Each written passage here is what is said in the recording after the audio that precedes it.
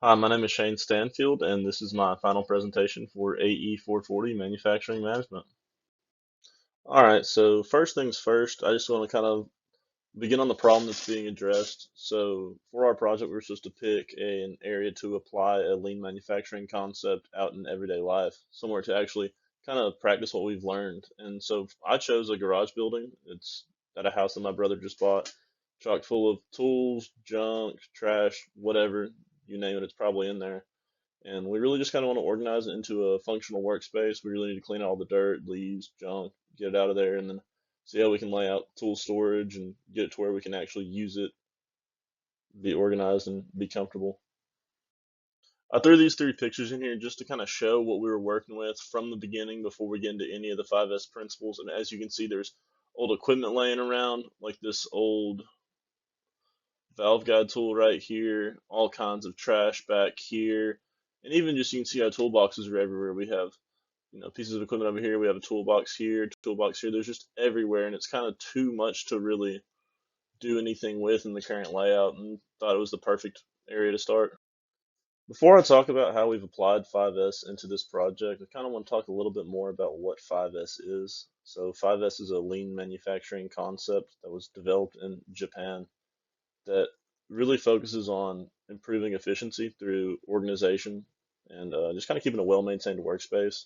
5S is an acronym that stands for sort, set in order, shine, standardize, and sustain. Each one of those S's does represent a pillar of 5S with sort referring to removing any unnecessary items from the workspace, kind of keeping only what's necessary. If there's a duplicate tool or just something that doesn't necessarily belong, removes that out of the area. Set in order is organizing tools and materials, just kind of where they're easier to find and access. Shine is cleaning the workspace, keeping it free of dirt. That can include cleaning tools, cleaning floors, even wiping down walls. Just keeping everything clean gives you kind of a better access to seeing where errors lie, see where mistakes are made. Standardizing kind of creates consistent procedures and systems for keeping the workspace maintained and organized. Um, Keeping a cycle is very important. Just you kind of know where things go wrong when you have a system in place. And then finally, sustain, which is just kind of making these procedures a habit, kind of keeping them close and keeping them consistent so you don't get out of the systems at certain points. All right, so sort. So to start off, we just kind of went in and went through everything in that building. As shown in the pictures before, there was so much stuff between trash, so many different types of tools, duplicate tools, even things like yard equipment, and then old machinery. So a big part of this project was really us going through, kind of seeing what we had in there, seeing what decided what needed to be there, and then removing anything that didn't need to be there.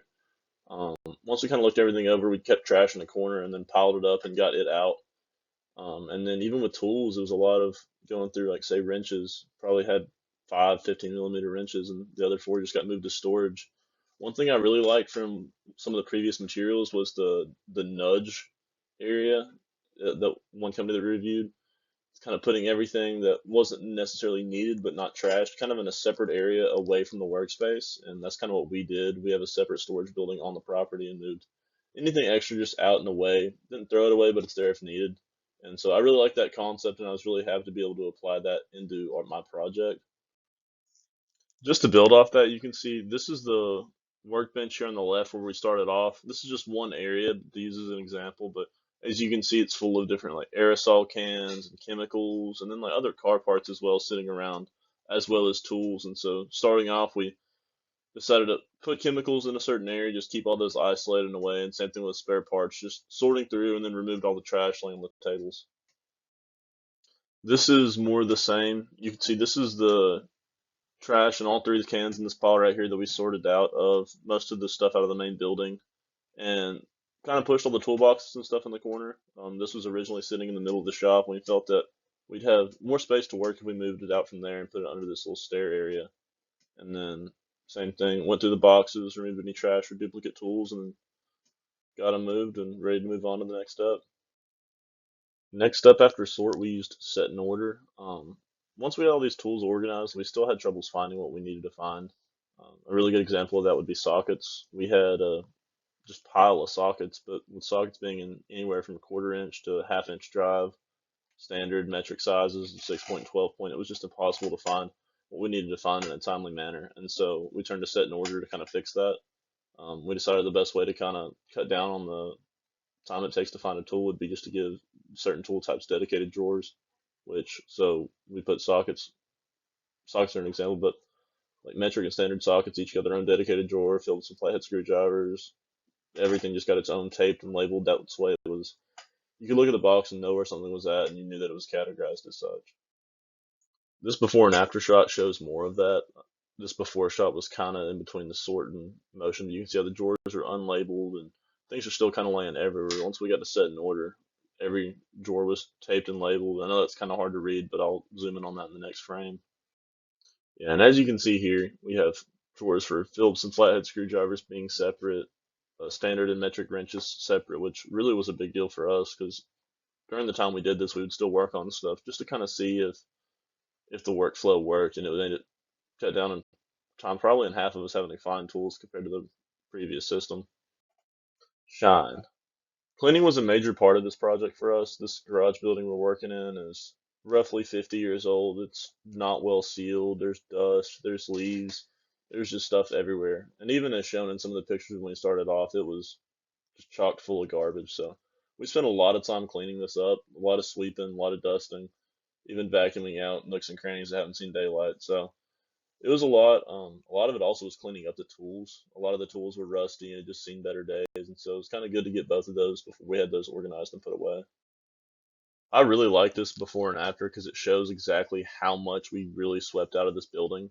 All this stuff shown here on the left, as marked right here, all this pile of leaves, that was all found just in probably this half of the shop. And this after picture on the right over here shows how much we got out of that. All these cans that were full of trash, just it really made a huge difference and really opened up a lot of available workspace for us. As shown here as well, it was hard for me to illustrate us cleaning the tools. I probably could have done a better job of documenting some of this, but the picture on the left shows like we used brake cleaner to clean grease off of a lot of our mechanics tools that were just covered in oil. And then any tools with joints such as like clamps or pliers, we got WD-40 sprayed on them to kind of maintain them and try to get a little bit more life out of them. So after using sort and set in order, we still had some organization issues with certain tools, specifically wrenches. Even though we had our metric and standard wrenches organized into different drawers, it still took a little while to find the one you're looking for. If we have, 15 different sizes of standard wrench, it still takes a little bit of digging. So to increase efficiency, we wanted to find a way to organize it in a more standard way to where it was labeled and easy to find. So for that, we decided to make foam trays.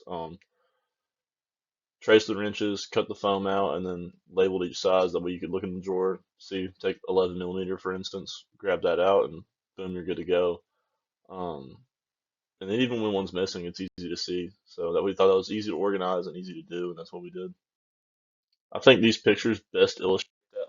It kind of shows a whole like process from start to finish too. As you can see in this drawer, this is all those standard wrenches just all together, jumbled up. As you can see, you can't find one, and then this is the foam at the beginning. Use the Sharpie to trace out each wrench, and then at the top label a corner. And then this is the box with the mat and the trays installed. Definitely could make some improvements to the trays, but at the same time, it just kind of shows the whole principle at work. Which we didn't just do this for wrenches; we did it for as much as we could. We had multiple. I think every drawer except for three got foam, and we did also with the next, which would be hammers as well. So this is the same process, shows it from start to finish. We found all the hammers, we decided we didn't need one, so that's another kind of repeating the process, but laid them out in foam where they'd fit, traced them, and then cut them out and installed them with labels as well. And so it just makes it easier to find, quicker, and more standard.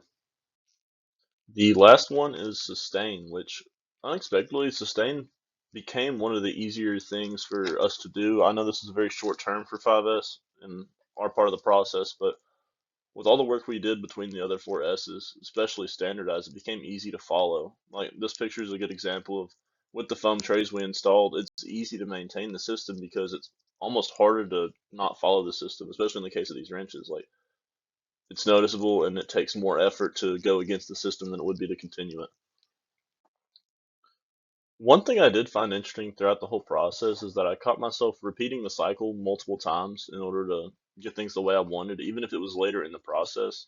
I used an example earlier when we were making the trays for the hammers that I opened the drawer and there was one in there that we kind of glossed over. We didn't notice that it wouldn't be necessary until later in the process. And so I thought that was a really good example of why I understand it takes companies multiple years to implement 5S, just because there's so much more to it than it seems. And that kind of carries over even when you think you have something narrowed down. Oh, well, there's actually a better way. Even with organization, like with the set and order and standardize for, I've used sockets as an example, sockets and wrenches, but even when we thought, oh, this is the easiest way, there was more ways for us to narrow it down. So I just found that as an obstacle for me because we were never done with what we thought we were done with, if that makes any sense. Before I wrap up, I wanted to include just some before and afters of like certain areas. This being like the workbench corner. It started off just a jumbled mess of everything, and then it ended up in clean, labeled, and plenty of workspace. Same thing with this big work area. We don't really keep any tools or equipment over here. It's open for a reason. You can see how much that it changed from the start to the finish. This is a very similar shot to the last one, but it still also just shows how much based off of like what came off this pillar and what was around it, just open space. Just to wrap up here, I wanted to just at least summarize kind of what we did by sorting all our tools and getting rid of duplicates and trash, then organizing them into drawers in which they belong, cleaning up all the tools and all the dirt and things that didn't need to be on the floor, standardizing organization systems for said tools such as foam trays, organized by size, and then our attempt to sustain it over time. So I appreciate your time. Thank you.